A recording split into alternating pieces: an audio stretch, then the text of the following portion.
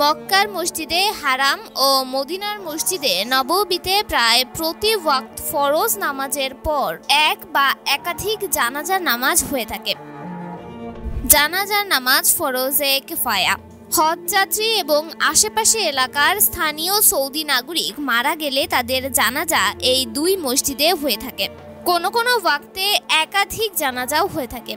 হজযাত্রীরা ফরজ নামাজের পর সঙ্গে সঙ্গে সুন্নত নামাজ শুরু করে না, কিছুক্ষণ অপেক্ষা করেন জানাজার জন্য।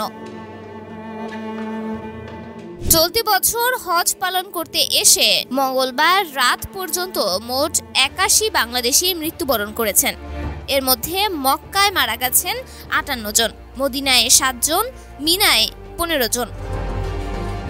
মৃতদের মধ্যে ৬৫ জন পুরুষ ও ২৬ জন নারী। হজ বুলেটিন এ সূত্র থেকে এ তথ্য নিশ্চিত করেছেন।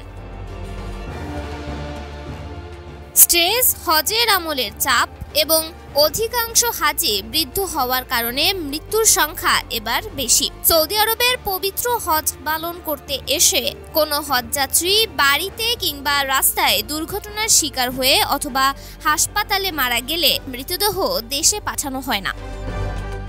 তবে লাশ দেশে না পাঠালে মৃত্যুবরণকারী হাজিদের মৃত্যুর সনদ যথাসময়ে তাদের পরিবার বা তাদের প্রতিনিধি কিংবা এজেন্সির কাছে হস্তান্তর করা হয়। তন্নি শিকদার, দৈনিক সকালের দুনিয়া।